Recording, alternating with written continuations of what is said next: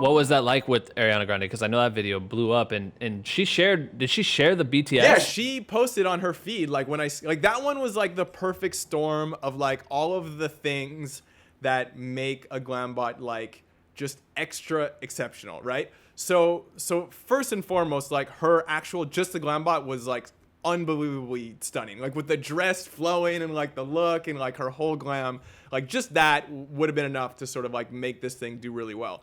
But then the other thing that happened was I scared her, which is always like fun and charismatic, you know what I mean? Like that happens every so often. Like I've scared Camille Cabello and a few other people, and just the reaction is like cute and charismatic, so that makes it a little special.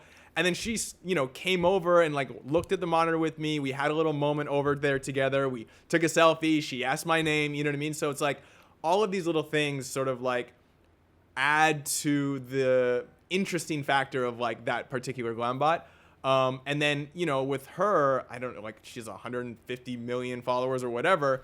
And so for her to post her at the GlamBot, you know, being shot and being scared by it and it being this fun little moment, you know, like every other celebrity follows her and they see it and they know what it is. So it's like those kinds of things really help elevate it.